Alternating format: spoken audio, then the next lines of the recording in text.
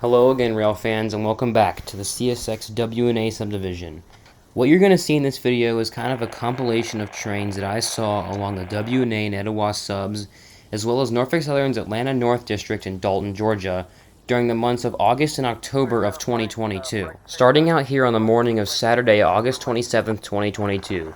We would cross the tracks and look to the north and see that the signal in North and Elizabeth was lit up with a high green, so we would turn the car around and come to set up here for whatever was coming north. And pretty much right after I set up, I could already hear the train's horn blowing through downtown Marietta. Our northbound would be Daily Manifest M542, out of Rice Yard in Waycross, Georgia, bound for Queensgate Yard in Cincinnati, Ohio. And on this day, M542 had quite the engine lash up, with the leader having a great K5LA.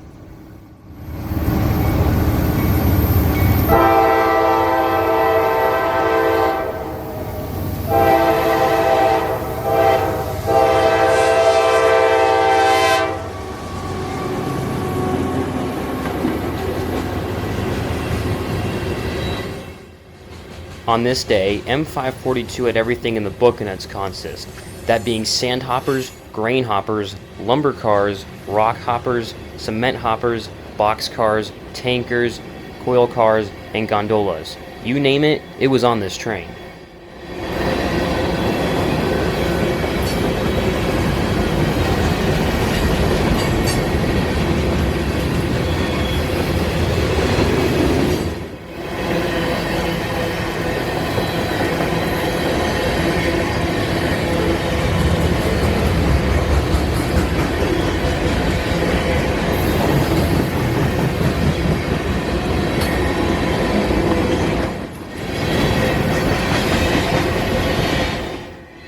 Something a little different about 542 on this day was that instead of having a mid DPU or no DPU at all, it had a rear DPU, something that I haven't seen on a mixed freight in quite some time, and I didn't think they would need it because he had 3 engines at the head end and he wasn't extremely long.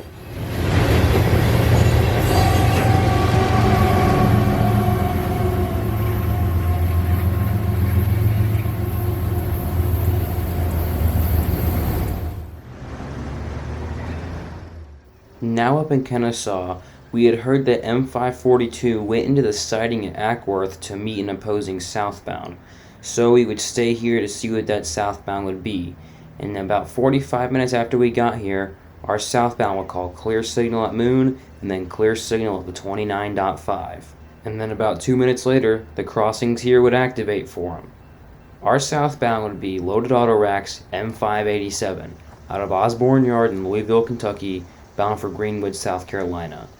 M587 would add on to the good lash-ups of the day, this one being better than the one that we saw at Elizabeth. The lead engine being AC 4400 5111, and then the trailing engine also being an AC 4400 numbered 334, both being in the YN3 paint scheme.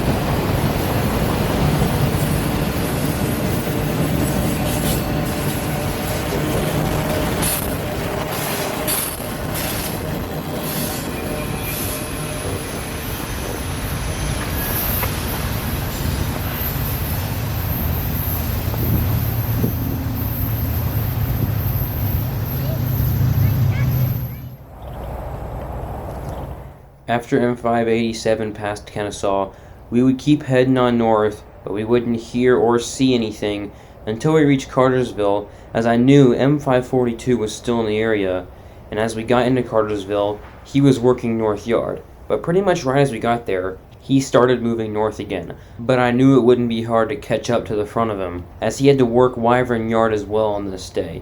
So we would go to a private crossing just north of Wyvern Yard to see 542 come to a stop and to make sure that I was in front of him.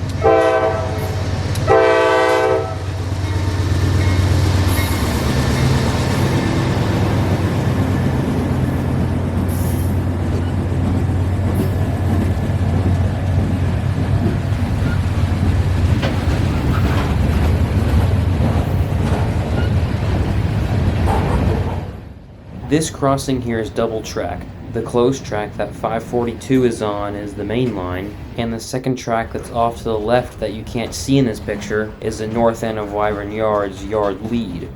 In about a mile or so, 542 will come to a stop, uncouple, go north of the switch with the cut of cars he has for the yard, and then back down through here on the yard lead. Then he'll drop off his cut in Wyvern, pick up a new cut, come back north again, back onto the main line, back up and hook onto his consist again, and then he'll head north for Cincinnati.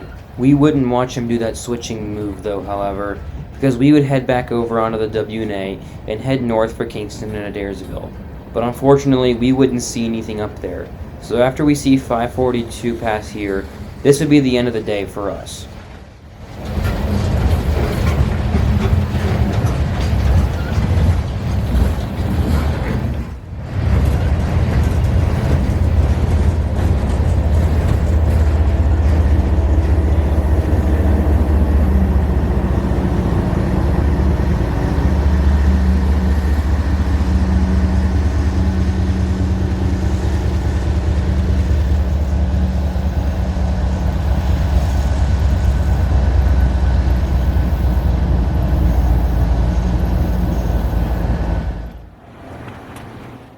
Now back out at the tracks on the morning of October 9th, 2022. We would start out here in Kennesaw, and before we came to the tracks, we would go check the signals to see if any southbounds were coming, and sure enough, there was an advance approach on track 1 for a southbound. So we would come down here to the depot and wait on him, and about 30 minutes later, he called clear moon, and then a few minutes later, he called clear at the 29.5.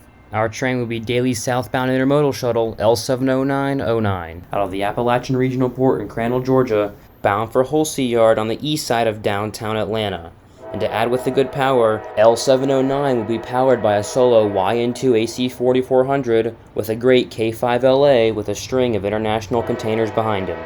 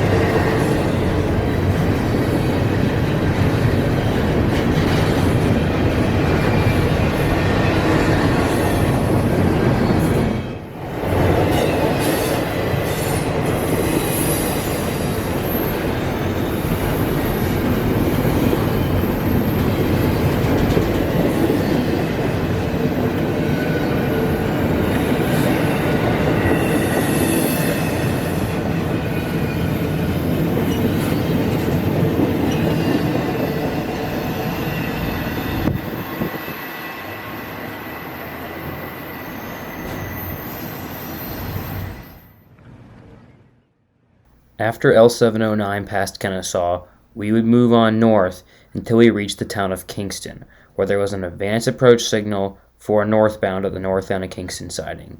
And something to point out is this McLaren car right here. We estimated that this car was over $300,000 in worth, and it's pretty uncommon to see these cars, especially in little towns like this.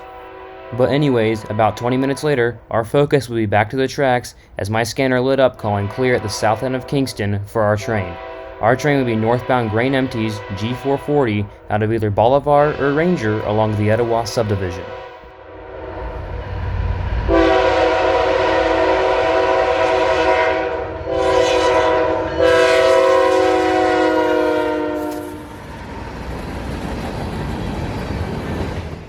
Now, the reason why I know G440 came from the Etowah sub is because on the way up here, we made a stop in Cartersville and noticed that there was a grain train on the KNA/W&AY just north of Jonah Yard, and the engines were facing north on the W&A side with a long cut of mixed freight on the front, as you can see here.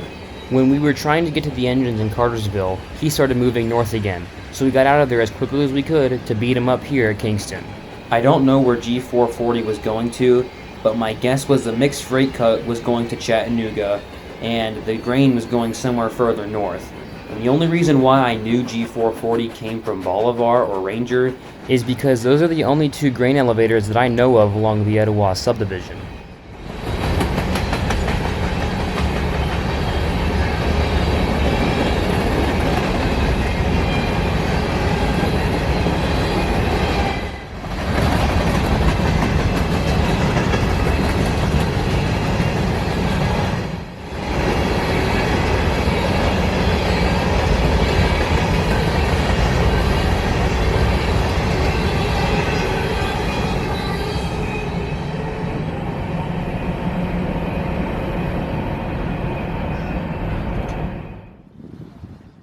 We tried to chase G440 up to Adairsville, but were unsuccessful in doing so. But on the way up to Adairsville, when we were passing the signals at the south end of Martin Marietta, I noticed that the northbound signal was lit up with a medium approach from the main into the siding. Then I remembered about an hour prior before we got to Kingston, I looked at Facebook and noticed that there was an X580 coming up from the south, so my guess was that was him. By this time down in Adairsville, X580 had already stopped at the north end of Martin Marietta, and way down at the bottom of the hill, I don't know if you guys were able to see it, the signal at the north end of Martin Marietta for southbounds had improved to a high green. The clear signal at north end Martin Marietta would be for southbound loaded auto racks M587 out of Chattanooga.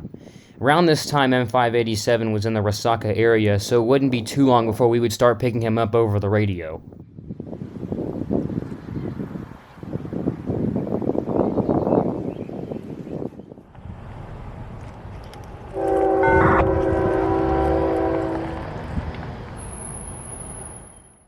About 25 minutes later, with the sound of a distant K5HL blowing through the crossings just north of downtown Adairsville, this would give us the notice that our train, M587, was upon us. And for those of you who don't remember, M587 is southbound loaded auto racks that runs daily out of Osborne Yard in Louisville, Kentucky, bound for Maxwell Yard in Greenwood, South Carolina.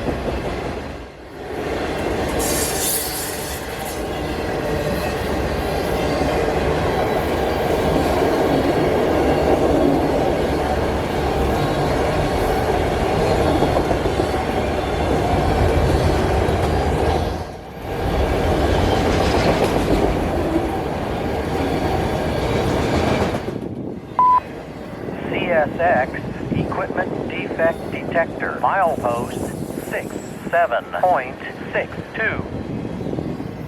No defects. No defects. Total axle 3, niner 2. End of transmission. Y'all look good. You got them all.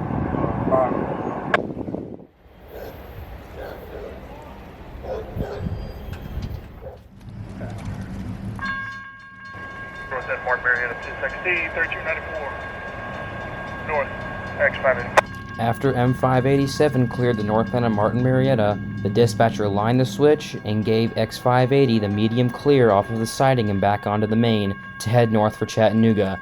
And if I remember correctly, X580 was all empties on this day, and he wasn't very long. And even though X580 was only powered by one Tier 4 GEVO, the engineer would have no trouble getting him out of the siding and up the hill to here at downtown Adairsville.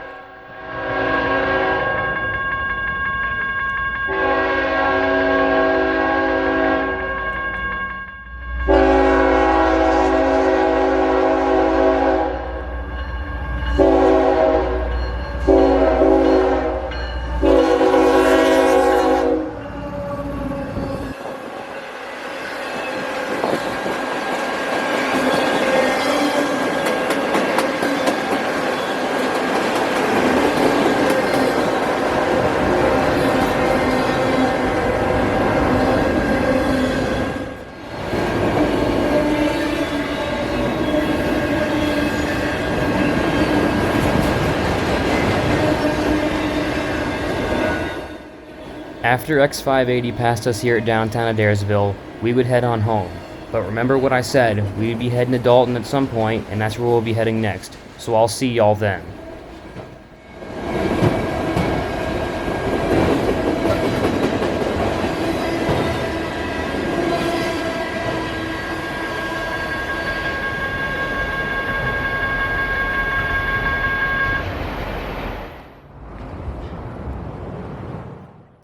We have now made it up to Dalton, Georgia in the early morning hours of Sunday, October 23rd, 2022. And when we pulled into Dalton, I got out of the car and went up to the visitor center to go check the ATCS screen because the ATCS still works up here. And it showed that there was a southbound CSX already lined across a diamond at the time that we got here. And at about that same time, I heard a distant K5HL just north of town. So I would come back here to East Moore Street to set up for our southbound. Our southbound would be as-needed coal loads N305 out of Evansville, Indiana, bound for Georgia Power's Plant Bowen in Stylesboro, Georgia, off of the Cartersville subdivision.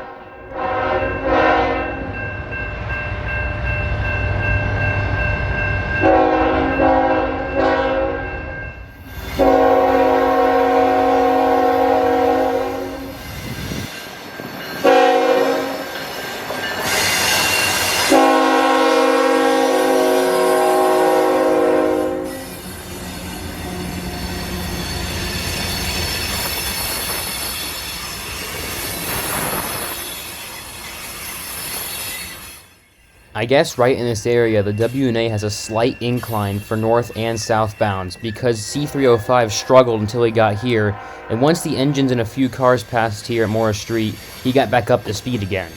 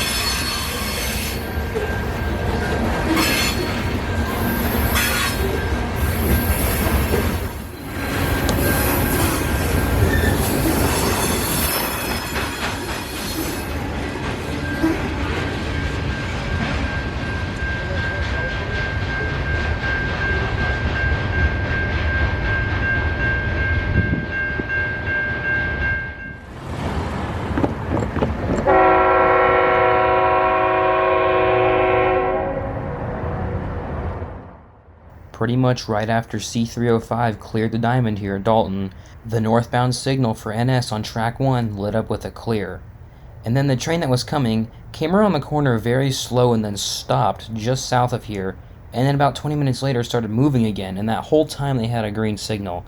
Creeping up to the crossing here at Morris Street would be northbound Daily Manifest 368, out of Brosnan Yard in Macon, Georgia, bound for the Butts Yard in Chattanooga, Tennessee. And on his journey, he has to work Inman Yard on the northwestern side of downtown Atlanta. But he would have already done that on this day because Dalton is north of Atlanta. I wouldn't sit there for very long.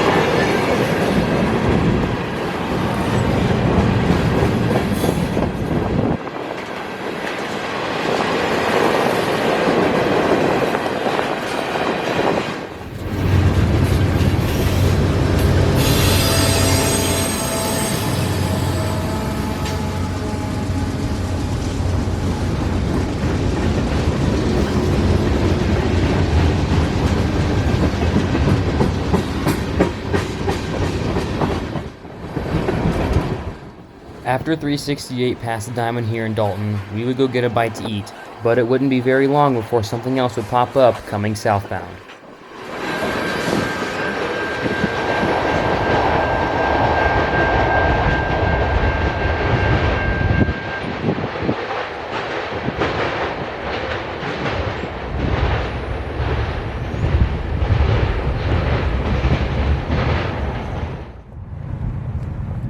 After getting a bite to eat, I would go check the ATCS screen again and notice that an NS southbound was lined across the diamond.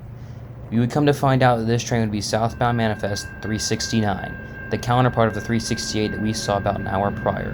And this train would have quite the lead motor being UP8408, one of their Thundercab SD70 Aces with a sweet, older style K5 LLA.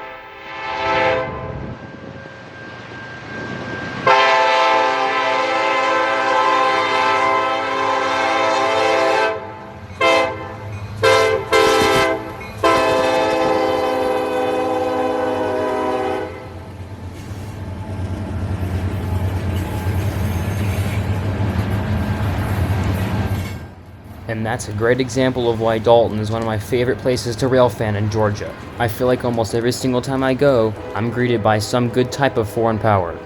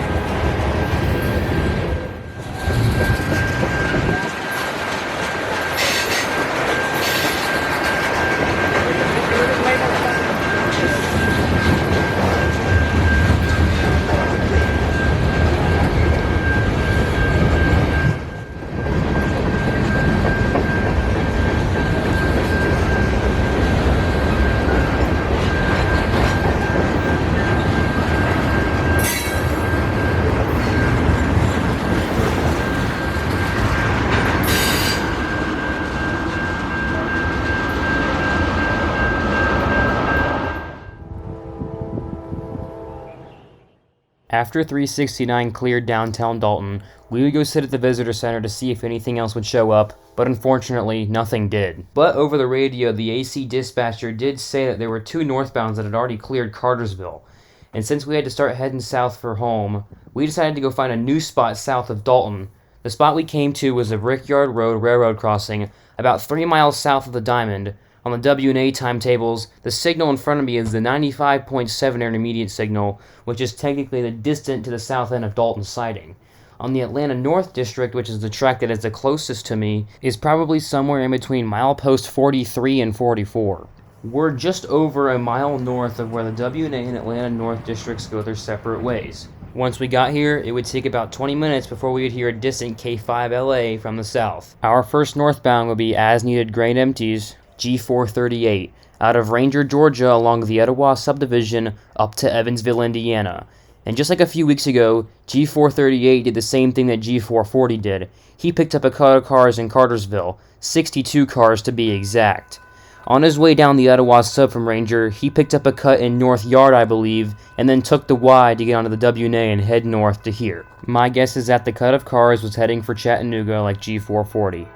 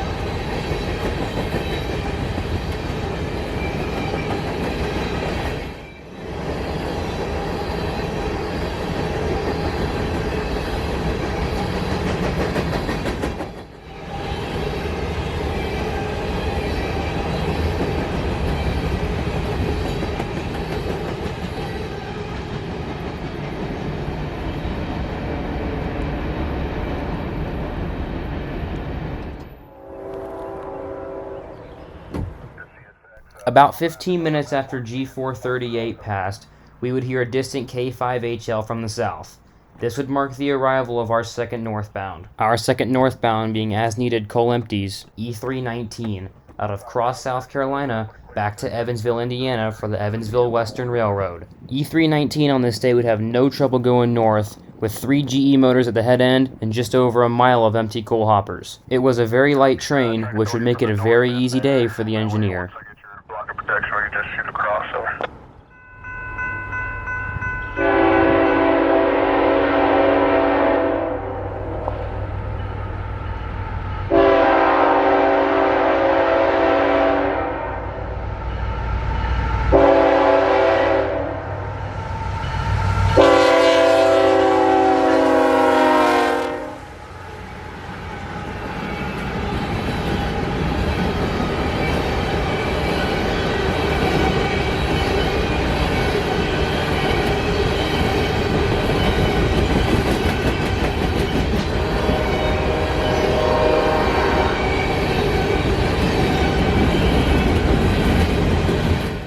After E319 passed us here, we would keep moving south along the W&A, but nothing would show up with the rest of the time that we had left in the day, so we would just head on home.